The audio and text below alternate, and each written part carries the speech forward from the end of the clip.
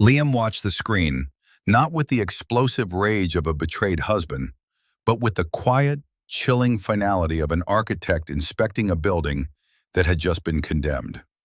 The structure had been compromised from the very beginning, the foundation riddled with a rot he had been willfully blind to.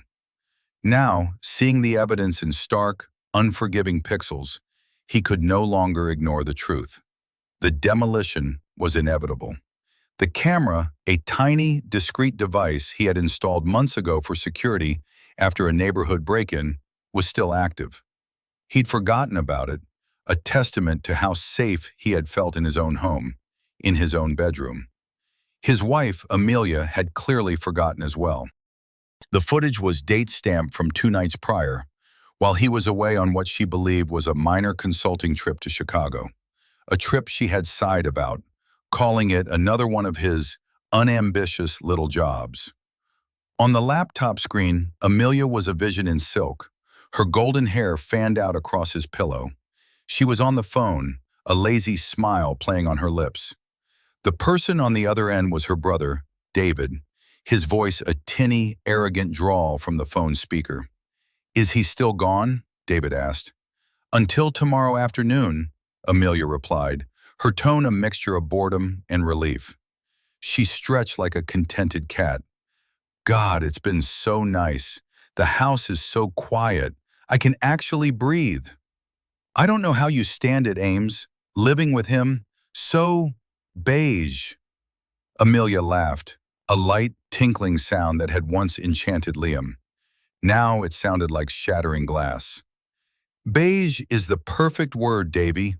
My husband, Liam, he's the color beige in human form. He gets up, he designs his little sustainable sheds or whatever. He eats his sensible lunch, and he's in bed by 10. It's like being married to a very polite, very boring piece of furniture." "As long as the furniture serves its purpose," David said, his voice lowering conspiratorially. "That's the only reason I'm still here," Amelia confessed, her voice dropping to a near whisper, a venomous secret shared in the sanctity of their marital bed. "Dad says we're close. Once the zoning variance for the old quarry land goes through, we can finally get him to sign it over. He thinks it's just a worthless piece of rock his grandfather left him. He has no idea." Liam's hand resting on the mouse was perfectly still. His breathing was even. His heart rate, which should have been hammering against his ribs, was a slow, methodical beat. The old quarry land. The 20 acres of granite and scrub brush his grandfather, a stonemason, had bought for a pittance 60 years ago. The land the Harrison family, Amelia's father Robert, a ruthless property developer, had been circling for years. "He's so gullible," Amelia continued, rolling onto her stomach and propping her chin on her hands. "I talk about our future, about building a modest, eco-friendly home there one day, and his eyes get all misty. He's a romantic, you see. He thinks it's about us, about our legacy," she scoffed. "His legacy is that he's marrying into a family that will finally make something of itself, using his one and only asset." "Just make sure he doesn't get a sudden urge to get it appraised," David warned. "Dad would have a coronary." "Please," Amelia said, dismissing the idea with a wave of her hand. "Liam wouldn't know a valuable asset if it bit him. He lives in a world of reclaimed wood and low-flow toilets. He doesn't understand power. He doesn't understand money. That's our world, Davy. He's just a guest in it." The conversation continued, a brutal litany of insults disguised as familial chatter. They mocked his car, a practical hybrid. They laughed about the time he tried to explain the principles of biophilic design to her father at a dinner party. They pitied him, and in their pity they exposed their profound, breathtaking contempt. Liam felt a strange sense of detachment, as if he were watching a film about someone else's life. He'd known, of course, that the Harrisons looked down on him. Their condescension was a constant, atmospheric pressure he had learned to navigate. He had simply assumed Amelia was different. He believed her sighs were born of a desire for him to be home more, not for him to be gone. He believed her silences during her family's casual cruelties were a sign of discomfort, not complicity. He had believed in the story of their marriage, the beautiful, wealthy socialite falling for the quiet, principled architect. A story of opposites attracting, of substance winning over style. He now saw it for what it was, a transaction. He was not a partner, he was a stepping stone, a means to an end. And the most painful part, the part that finally made a single, hot tear trace a path down his stoic face, was the realization that the woman he loved had never truly seen him at all. She had looked at him and seen only a key to a lock. He thought they were building a life together. He didn't know it was an elaborate, long-term acquisition strategy. Within a month, their carefully constructed world would be dismantled, but not in the way they planned. He would not be the one left in the ruins. He would be the one holding the wrecking ball. Before we continue this story of deception and long-awaited justice, I just want to take a moment to welcome you. If you're enjoying this kind of narrative, one where the tables turn in the most satisfying way, make sure to hit that like button and subscribe to the channel so you don't miss what happens next. And just for fun, let me know in the comments where you're watching from. It's always amazing to see how far these stories travel. Now, let's get back to Liam as he closes his laptop and the quiet hum of the machine is replaced by the deafening roar of his own resolve. The demolition was about to begin. Liam closed the laptop with a soft, definitive click. The screen went dark, but the images, the words, remained burned into his mind. He sat in the silence of his home office, a space he had designed to be a sanctuary of focus and creativity. It was a room of clean lines, warm woods and natural light, filled with books on structural engineering and urban philosophy. It was the heart of his real life, the one the Harrisons knew nothing about. He looked at the wall of blueprints, the intricate models of projects he had designed for clients across the globe, all under the carefully guarded pseudonym that had become a legend in his field.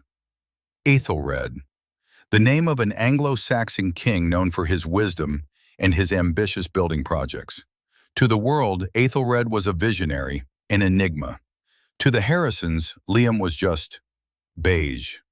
He stood up and walked to the window, looking out at the quiet suburban street.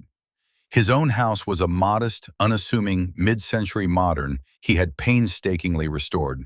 It was a home, not a statement.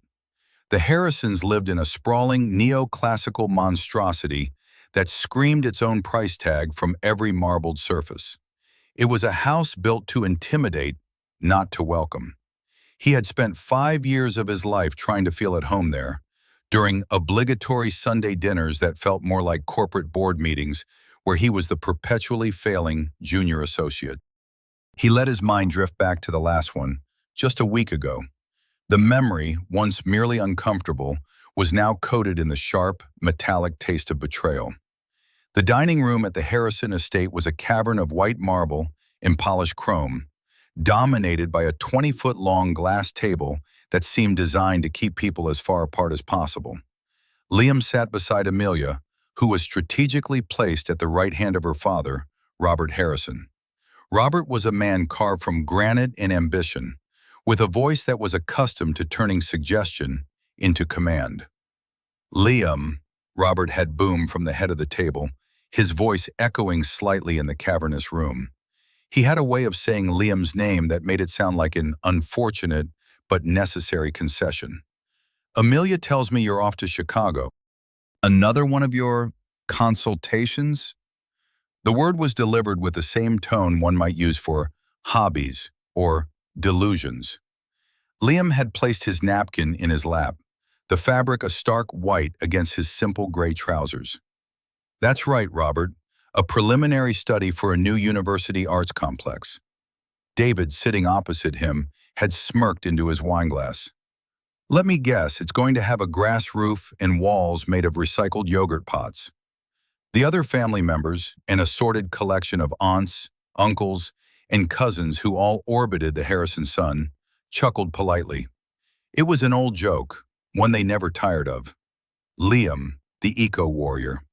Liam, The man who cared more about carbon footprints than profit margins.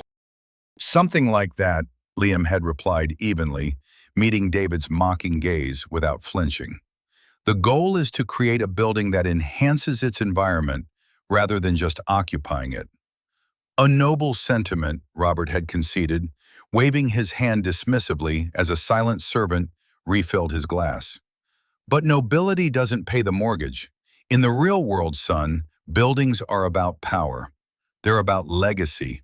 They're about putting your name on the skyline so high that no one can ever forget you. He gestured around the opulent room. This house will stand for 100 years. It says, Harrison. What will your grass hut say, Liam? Liam had felt Amelia's hand briefly squeeze his thigh under the table.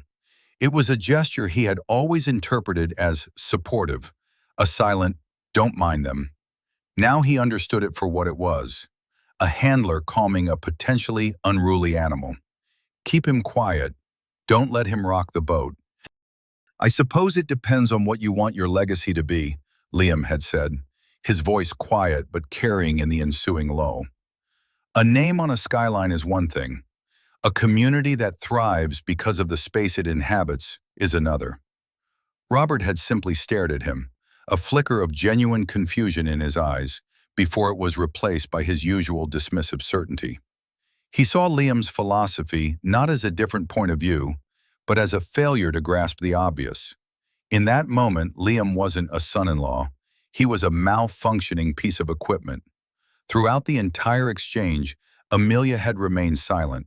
She'd given him that tight, pained smile, her eyes pleading with him to just let it go, to not challenge her father.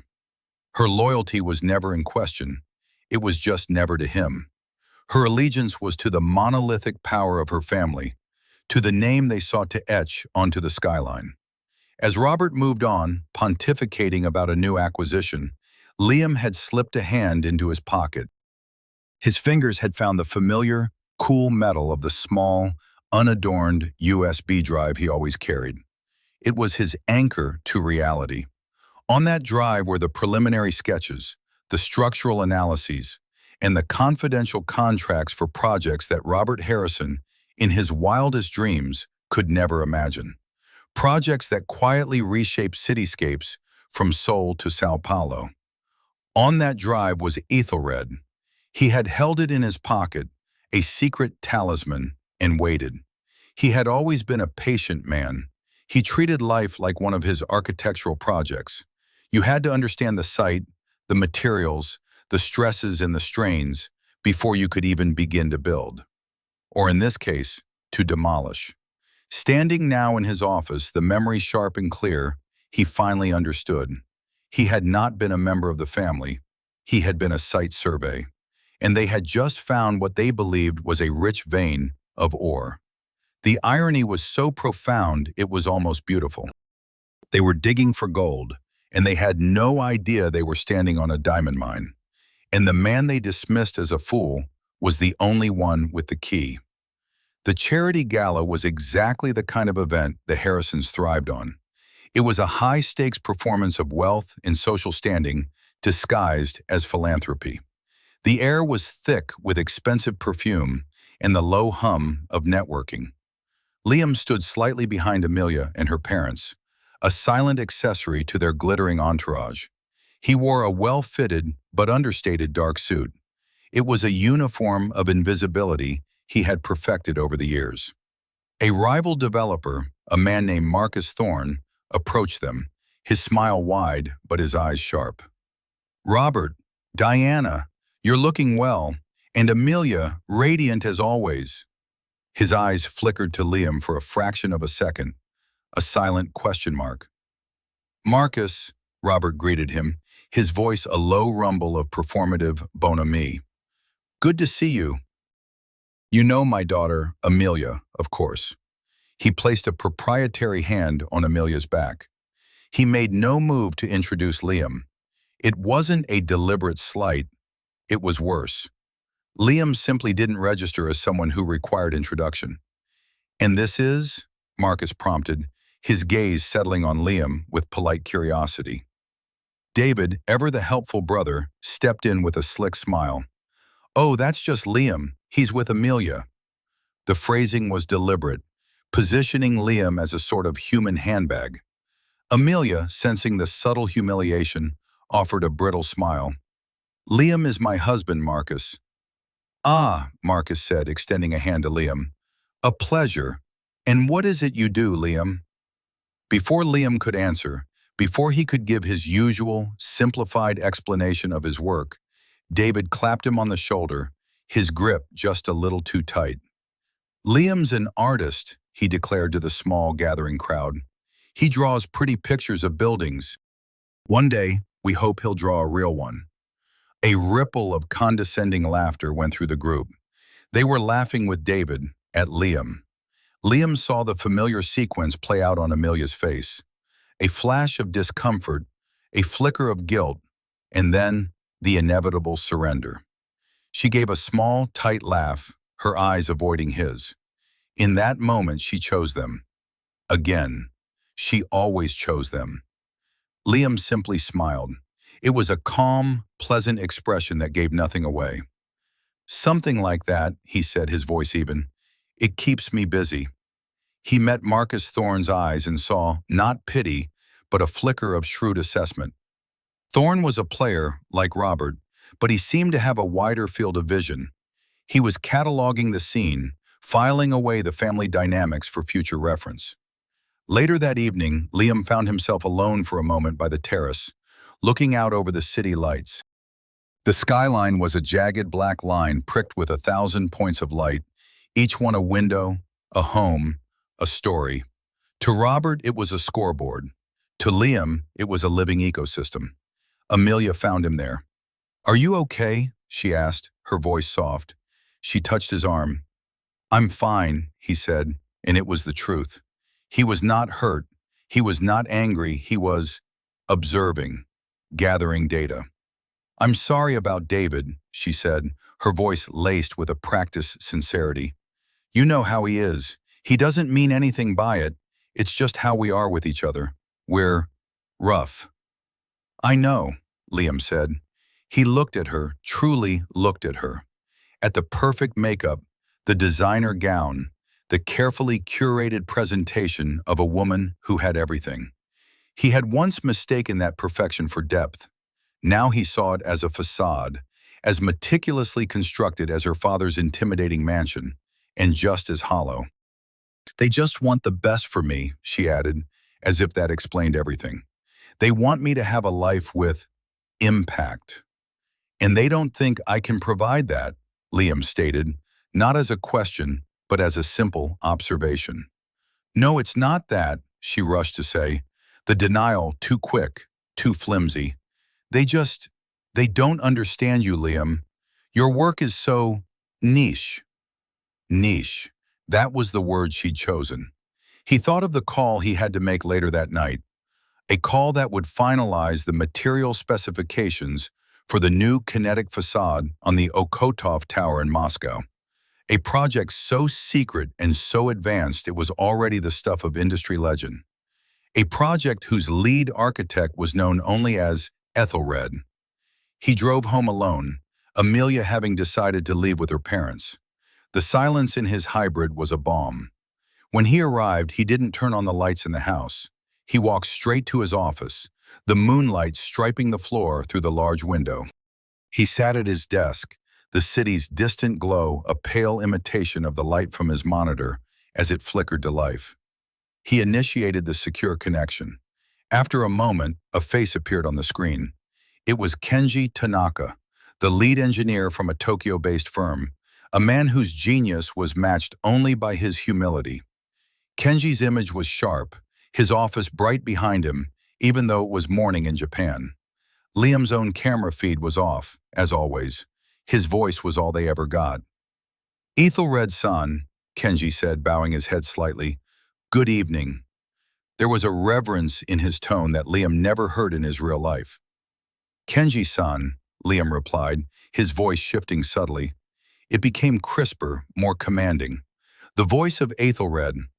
"My apologies for the late hour. I've reviewed the latest airflow simulations for the Okodov project. I have some notes. For the next 2 hours, Liam was not Amelia's husband. He was not Robert Harrison's disappointing son-in-law. He was Aethelred.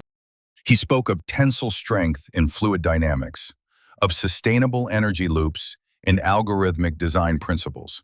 He sketched ideas onto a digital whiteboard, his hand moving with a speed and precision that was mesmerizing. He was in his element, a master craftsman at work. The people on the other end of the call, engineers, planners, financiers from 3 different continents, listened, absorbed, and obeyed. They were building a legacy together, not of a name on a skyline, but of a new way of thinking, of living. A legacy that would outlive every single person in that gaudy ballroom. When the call ended, Liam leaned back in his chair, the silence of the office returning. The contrast was jarring. Out there in the world of the Harrisons, he was less than nothing. In here, in the world he had built for himself, he was everything. The dramatic irony of his life was no longer a source of quiet amusement. It had become a chasm, and he knew, with a certainty that settled deep in his bones, that Amelia and her family were about to fall into it. He was done standing on the edge, waiting. He was going to give them a push. The final piece of the Harrisons' grand design fell into place a week later. Liam was in the kitchen making coffee when Amelia floated in, her face flushed with an excitement he hadn't seen since their honeymoon. She was waving her phone like a trophy. "You are not going to believe this," she exclaimed, her voice several notes higher than usual. "Dad did it. He actually did it." Liam poured hot water over the coffee grounds, the familiar ritual, a small, steadying anchor. "Did what?" "The Northridge development. He got the contract, the whole thing. It's the biggest project the city has seen in 50 years. A complete revitalization of the entire district. It's legacy, Liam. This is what he's been working towards his entire life." Liam knew about the Northridge project. It was an ambitious urban renewal plan centered around a large, defunct industrial area, an area that just happened to border his grandfather's old quarry. He took a slow sip of his coffee. It tasted like ashes. "That's great news for your father," he said, his voice carefully neutral. "It's great news for us," she corrected, her eyes shining. "This is it, Liam. This is the big one. This will make Harrison Development the most important firm in the state, maybe the country." She paused, taking a breath. The second act was about to begin. He could see it in the way she was composing her features into a mask of serious consideration. "There's just one thing," she said, her voice now lower, more intimate. "The centerpiece of the development is a new cultural and residential hub, a landmark building. The city planners are insisting it be designed by a world-class architect. Someone visionary." Liam remained silent, letting her play her part. He knew the script by heart. "Dad's been putting out feelers," she continued, "and there's one name that keeps coming up. A real genius, apparently. He's like the Banksy of architecture. Super exclusive, completely anonymous. He works under a pseudonym." She glanced at her phone. "Ethelred."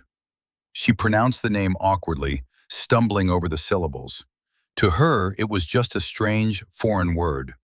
To Liam, it was the sound of a guillotine blade being sharpened. "They say he's the only one who can pull off what the city wants. A perfect blend of cutting-edge design and environmental sustainability. It's exactly the kind of thing you're always talking about, isn't it?" She smiled at him, a bright, encouraging smile that didn't reach her eyes. "I was telling Dad maybe you could, submit a proposal? For a smaller part of the project, of course. A community garden or something. It would be a great way for you to get your foot in the door, to show my family what you can do." The condescension was so profound, so deeply ingrained, she was utterly unaware of it. She was offering him a chance to pick up scraps from the table of the very man she was asking him to be. It was, in its own way, a masterpiece of oblivious arrogance. "But the main thing," she pressed on, is this big announcement party Dad is throwing at the end of the month to celebrate the contract. Everyone is going to be there. The mayor, the city council, all the investors. It's incredibly important that we make a good impression, that you make a good impression. What kind of impression would that be? Liam asked, his voice dangerously quiet. She didn't notice. You know, look the part, be charming, talk to people, network. Don't get cornered by the catering staff talking about bamboo flooring. She laughed as if sharing a fond, exasperating memory. Just try, Liam, for me. This is our future. Our future. The words hung in the air between them. Her future was a glittering tower of glass and steel built on a foundation of lies. His future was something else entirely. The chasm between those two futures was now a gaping abyss. The dramatic irony was reaching its zenith. They were hunting for a ghost, a legend, a man they believed was the key to their triumph. And they were going to ask the man they despised, the man they considered a harmless fool, to help them find him. They were handing him the tools of their own destruction and begging him to use them. "I'll be there," Liam said, his expression unreadable. "I wouldn't miss it for the world." Amelia beamed, relieved. She kissed him quickly on the cheek, a dry, perfunctory gesture. "Thank you," she whispered. "You have no idea how much this means to me." "Oh, I think I do," Liam said to her, retreating back. He looked down at his own hands, the hands of an architect. Hands that could build, and hands that could tear down. The party was in 2 weeks. He had a lot of planning to do. He needed to make sure that when the Harrison legacy was finally unveiled, it was exactly the one they deserved. The blueprints were already forming in his mind. Not for a building, but for a reckoning. The night of the Harrison development announcement party was thick with the cloying scent of success. The event was held in a rented-out modern art gallery, a sterile white space that served as a blank canvas for Robert Harrison's ego. Projections of the Harrison development logo swirled across the walls, occasionally replaced by slick, computer-generated fly-throughs of the future Northridge. It was a masterclass in corporate self-aggrandizement. Liam moved through the crush of bodies, a ghost in a black suit. He had arrived with Amelia, but she had been instantly swept away into her father's orbit, leaving Liam adrift in a sea of champagne flutes and predatory smiles. He was an island of beige in an ocean of vibrant, expensive color. He was ignored, and that was exactly how he wanted it. It gave him the freedom to observe. He saw Robert Harrison holding court, his voice booming, his hands carving the air as he described the future he was about to build. He saw David, slick and self-satisfied, working the crowd of junior investors and city officials, a prince in his father's kingdom. And he saw Amelia, a radiant smile plastered on her face, her hand linked through the arm of the mayor. She was playing her part to perfection. Every so often, her eyes would scan the room, find Liam, and a tiny frown of disapproval would mar her perfect features. He wasn't networking. He wasn't charming anyone. He was just standing there. An hour into the event, he found a quiet corner near a large, abstract sculpture that looked like a tangle of black metal. He pulled his phone from his pocket. The screen lit up, showing a single video file ready to play. It was the recording from their bedroom, the catalyst. His finger hovered over the icon. He had planned this moment for 2 weeks, coordinating with the one person in the world he trusted implicitly. Every piece was in place. He felt a presence beside him and looked up to see Amelia. Her smile was gone, replaced by a tight, angry line. "What are you doing?" she hissed, her voice a low, furious whisper. "You're supposed to be mingling. You're supposed to be trying. Instead, you're hiding in a corner, playing on your phone like a teenager. You're embarrassing me." "Am I?" Liam asked, his voice calm. He slipped the phone back into his pocket. "I thought I was just being beige. It's what I'm good at." The reference was lost on her. "This is not a joke, Liam. My father is about to give the speech of his life. He's about to announce the single biggest project this city has ever seen. This is the most important night of my family's life." "I know," Liam said. And in that moment, seeing the blind ambition shining in her eyes, the utter lack of regard for him as anything other than a prop, a profound and liberating clarity washed over him. The last vestiges of love, of doubt, of hesitation evaporated. He was no longer her husband. He was an architect, and this was a demolition. "In fact," Liam said, his voice taking on a new, unfamiliar tone of authority, "I think it's time I made a contribution." Before she could respond, he turned and began to walk towards the small stage that had been set up at the front of the gallery. A podium stood there, waiting for Robert Harrison. "Liam, what are you doing?" Amelia's voice was sharp with panic. She grabbed for his arm, but he moved with a fluid grace she had never seen before. He was no longer drifting. He was moving with purpose. He saw David notice him, a look of confusion on his face. He saw Robert, who was being mic'd up by an assistant, frown in his direction. The low hum of the crowd began to falter as a few people noticed the quiet man in the simple suit walking towards the stage with an unwavering, almost predatory calm. He reached the stage and stepped up the two small stairs. He stood behind the podium, adjusting the microphone. The room fell silent.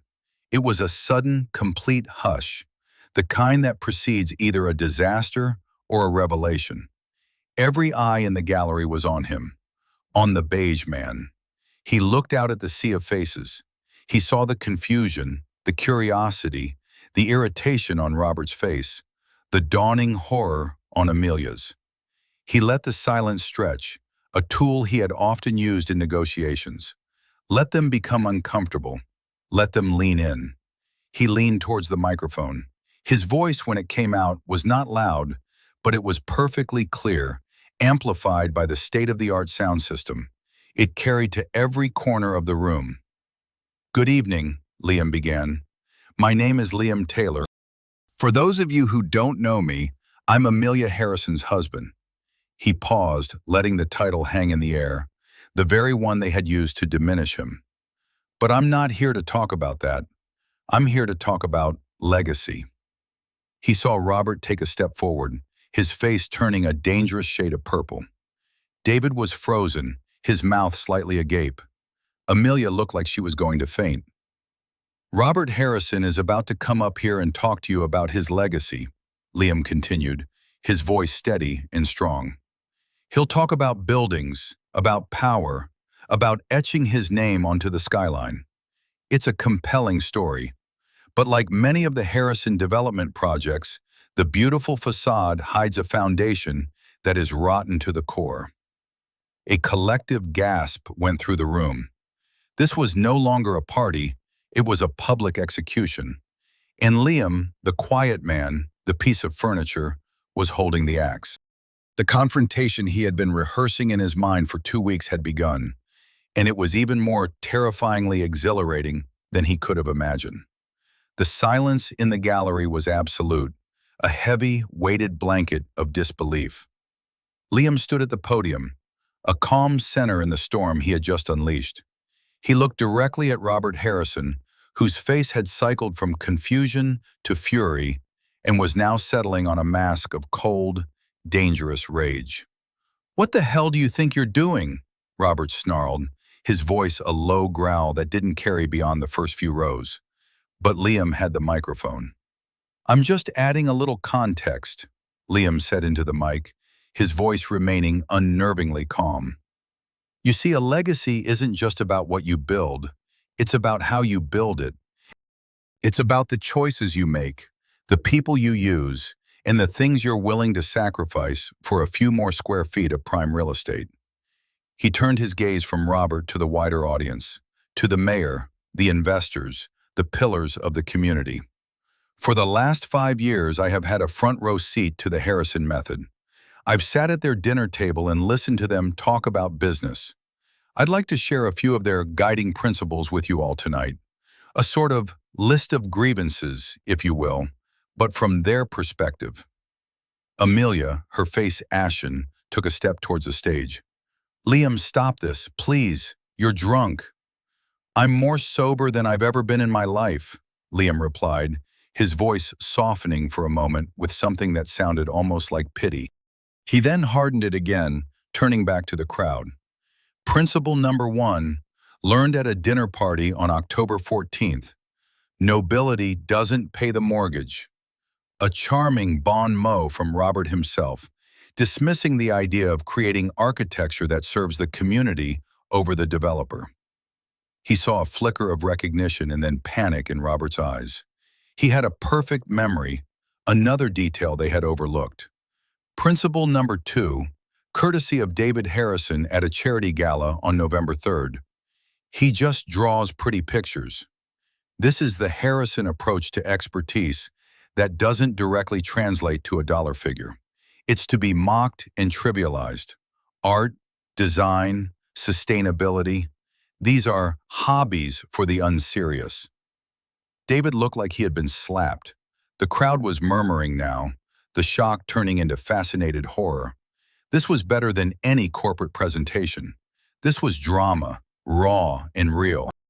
"And that brings me to the most important principle of all," Liam said, his voice dropping. "A principle I learned just 2 weeks ago, in the privacy of my own home, from my own wife." He paused, letting the weight of that statement settle. He looked at Amelia, whose eyes were wide with terror. She knew. She knew he knew. "The principle is this. He's just a guest in our world. The purpose of a husband, if he is not powerful or wealthy himself, is to be a key, a tool, an asset to be leveraged and then, presumably, discarded." He reached into his pocket and took out his phone. With a few taps, he connected it to the gallery's audio-visual system.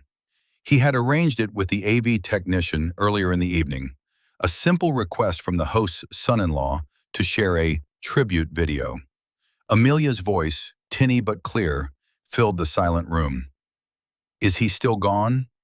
Then David's voice. "I don't know how you stand it, Ames. Living with him, so beige." The recording played on. The entire brutal conversation, the laughter, the contempt, the revelation of the plan to acquire his grandfather's land. Liam didn't watch the screen. He watched the faces in the crowd. He watched them turn from him to the Harrisons. He saw disgust, pity, and for the rival developers like Marcus Thorne, he saw the predatory gleam of opportunity. He watched Robert Harrison's face crumble, the mask of power falling away to reveal a weak, desperate old man. He watched David's smug confidence evaporate into pure panic. Most of all, he watched Amelia. She stood frozen, tears streaming down her face, exposed and humiliated in front of the very world she had tried so desperately to conquer. When the recording ended, the silence that returned was different. It wasn't just quiet, it was heavy with judgment. Liam spoke into the microphone one last time. "So you see," he said, his voice tired but clear, "the North Ridge Project, this great legacy, is built on a foundation of deceit. It's predicated on acquiring a key piece of land, the old Taylor Quarry, from a man they believe to be a fool. My land." He let that sink in. "But there's one more thing," he said. "One final piece of irony in this little tragedy. The reason Robert Harrison and the city want to build here is that they need a landmark. They need a visionary. They have been searching for a man they believe is the only one for the job. An architect who works under the name Ethelred." He saw Marcus Thorne's eyes widen. He saw the mayor lean forward. Robert and David just looked confused, as if this was a bizarre, irrelevant tangent. At that exact moment, the main doors of the gallery swung open. A woman entered, walking with the brisk, no-nonsense stride of someone who bills by the hour. She was tall, impeccably dressed in a sharp, dark pantsuit, and carried a leather briefcase. It was Clara Jensen, his lawyer and the executor of the Ethelred brand. His unexpected ally, right on cue. She walked directly to the stage, ignoring the stunned crowd, and handed Liam a sleek, silver laptop in a folder. Liam opened the laptop and turned it towards the audience. On the screen was a breathtakingly beautiful and complex architectural model, a building that seemed to grow organically from the landscape, a fusion of nature and technology that was unlike anything they had ever seen. It was the design for the Northridge Cultural Hub, his design. "The Harrisons have been looking for Ethelred," Liam said, his voice ringing with a newfound power. "They've been trying to contact his representatives, offering him a fortune to take on their project." He looked directly at Robert Harrison, a cold, hard smile touching his lips for the first time. "Stop looking, Robert." He paused, letting the entire room, the entire city, hang on his next words. "I am Ethelred." The words landed like a physical blow. For a moment there was nothing, just the silent, collective processing of a reality being violently reconfigured. Robert Harrison stared, his mouth opening and closing like a fish. David's face was a mask of pure, uncomprehending shock. Amelia simply crumpled, her hands covering her face as a sob tore through her. The first person to react was Marcus Thorne. A slow, appreciative smile spread across his face. He began to clap. It was a single, deliberate sound in the vast silence. Then another person joined in, and another. It wasn't the polite applause of a gala. It was the sound of a public execution turning into a coronation. Clara Jensen stepped to the podium, her voice crisp and professional. "For confirmation," she said, her voice amplified by the still active microphone, "I am Clara Jensen, legal counsel for the Ethelred Group.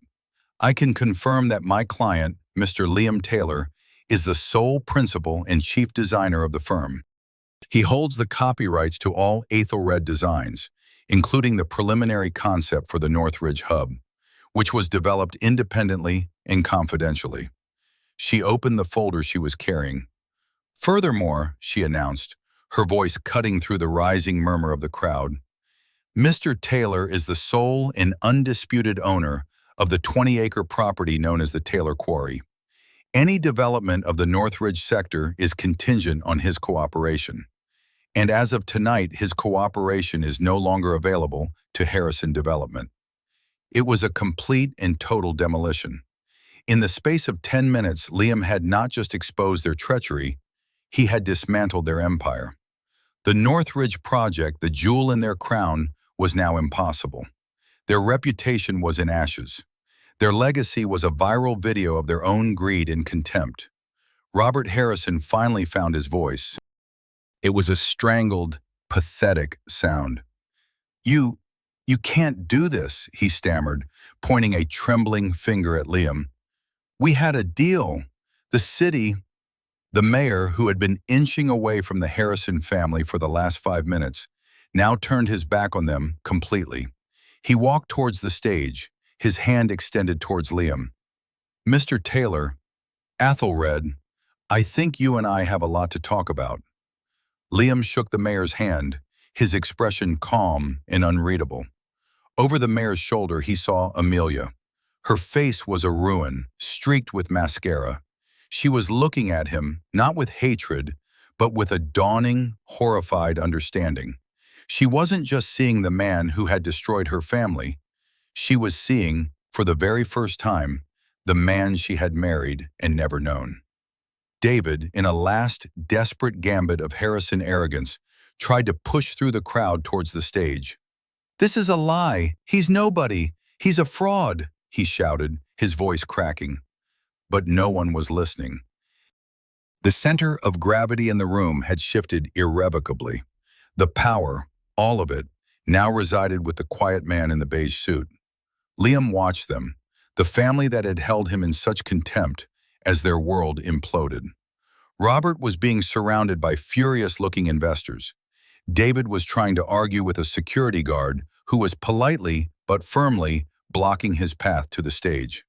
And Amelia was standing alone, abandoned by the glittering crowd that had once orbited her, a star collapsing into a black hole. Liam felt a strange emptiness. This wasn't triumph, it was justice. And justice, he was discovering, was a cold, clean, and lonely thing. He had won. He had taken back his name, his work, his dignity, but the cost had been the last 5 years of his life and the woman he had once, foolishly, loved. The demolition was complete. Now he had to figure out what to build in its place. The immediate aftermath was a chaotic ballet of collapsing power structures. While Liam, flanked by Clara and the now fawning mayor, was escorted to a private room to discuss the future of the city, the Harrisons were left to drown in the public wreckage he had created. Robert, his face a ghastly shade of gray, was immediately cornered by a phalanx of angry investors. Men who had been slapping his back an hour earlier were now spitting venom in his face. Their money was tied up in a project that was now, quite literally, a hole in the ground with no access. The words lawsuit, fraud, and breach of contract sliced through the air like shrapnel. Robert, the titan of industry, could only stammer, his legendary bravado gone, replaced by the pathetic bleating of a man who had lost control. David, ever the enforcer, tried to intervene. He put a hand on the chest of a particularly irate hedge fund manager. "Now, let's all just calm down," he started, his voice attempting a placating tone. The man, twice David's age and 100 times more powerful, swatted his hand away as if it were a fly. "Don't you touch me, you little parasite," he hissed. "You and your father are finished." David recoiled, the color draining from his face. It was the first time in his privileged life that his family name had not been a shield, but a target. Amelia, however, was the most pathetic spectacle of all. After her initial breakdown, she had pulled herself together with a desperate, fractured grace. She tried to approach Liam as he was being led away, her face a carefully constructed mask of remorse. "Liam, darling," she began, her voice trembling beautifully, "we need to talk. This is all a terrible misunderstanding." Clara Jensen, Liam's lawyer, stepped between them without breaking stride. Her movement was subtle, but as definitive as a slamming door. "Mr. Taylor has nothing further to say to you, Mrs. Harrison," she said, her tone arctic. "All future communication will be conducted through our office." The use of Mrs. Harrison instead of Amelia was a deliberate surgical strike. It reclassified her, demoted her from wife to adversary. Amelia flinched as if struck. She watched them disappear into a side room, the door closing with a soft, final click. She was left standing in the middle of the gallery, the epicenter of her own social ruin. Her friends, the women she lunched with and vacationed with, now looked at her with a mixture of pity and morbid curiosity. They kept their distance, as if her failure were contagious. She was no longer one of them. She was a story, a cautionary tale. Her phone began to buzz incessantly. It was her father, then her brother, then her father again. She ignored them. She sank into a chair, the beautiful gown she had chosen with such care, now feeling like a costume for a tragedy she hadn't known she was starring in.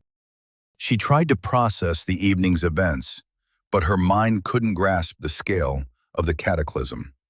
Liam was Aethelred, the quiet, unassuming man she had considered her life's single greatest compromise, was the one man her father had been moving heaven and earth to find. The man she had pitied was one of the most respected and powerful figures in his field. The irony was so crushing, so complete, it was almost a physical weight. Her entire life had been a pursuit of status, power, and the validation that came with them. She had married Liam as a strategic, if distasteful, move to acquire an asset. She had thought she was playing chess while he was playing checkers. It turned out he had been playing an entirely different game on a board she hadn't even been able to see, and he had just declared checkmate. Desperation clawed at her. She had to fix this. She could apologize. She could beg. She could remind him of the good times, even if she now had to struggle to recall any that weren't tainted by her own condescension. She tried to formulate a plan, a strategy to win him back. But the terrible truth began to dawn on her. She didn't want him back. She wanted Aethelred. She wanted the power, the prestige, the access that now surrounded him. And she knew, with a sickening certainty, that he knew it too. The man she had mocked for being too simple was, in fact, the only person who had ever seen her with perfect, unforgiving clarity. She finally answered her phone. It was David. "Get over here now," he hissed. "Dad's having chest pains. The investors are calling their lawyers. This is a nightmare." Amelia stood up, her legs unsteady. She looked across the room at the closed door behind which Liam was deciding the fate of her family's future. She had wanted a life of impact. She had gotten her wish. She was the wife of the man who had single-handedly destroyed the Harrison Empire. It was a legacy of a sort, she supposed, just not the one she had ever imagined. The days and weeks that followed were a slow, brutal dissection of the Harrison Empire. The story of the gala went viral. It was the perfect narrative for a city that had long harbored a quiet resentment for Robert Harrison's aggressive tactics and ostentatious wealth. The video of Amelia and David's phone call, leaked from an anonymous source, Clara was nothing if not thorough, was played on local news stations and shared relentlessly on social media.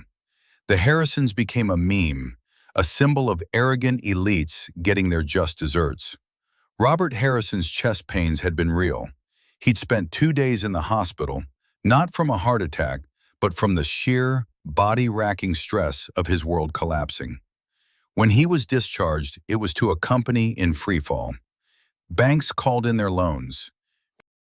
The Northridge investors filed a class-action lawsuit for misrepresentation and fraud, claiming Robert had guaranteed access to the Taylor Quarry without a legal contract. His rival, Marcus Thorne, moved with predatory speed, poaching Harrison Development's top talent and picking off their smaller projects for pennies on the dollar. David, stripped of his princely title, was lost. His friends, the sycophants and hangers-on who had populated his life, vanished. He tried to maintain his bluster, but the power behind it was gone. He was forced to sell his sports car and trade his luxury condo for a modest apartment. He eventually had to take a job as a sales manager at a mid-range car dealership, a position his father would have once considered a fate worse than death. The humiliation was a daily, grinding reality. Amelia's fall was perhaps the most profound. She was a social creature, and she had been cast out of her ecosystem. Her friends' calls stopped. The invitations dried up. She was forced to move out of the beautiful home she had shared with Liam, a home now revealed to be entirely his, and into a small, sterile apartment paid for by a dwindling trust fund. She was surrounded by furniture and art she didn't like, reminders of a life she hadn't chosen but had accepted as her due. She tried to contact Liam. She sent dozens of texts, long, rambling messages that veered from tearful apologies to bitter accusations. She left pleading voicemails. She even showed up at his office, the new public-facing firm he had established downtown, Taylor Aethelred Design.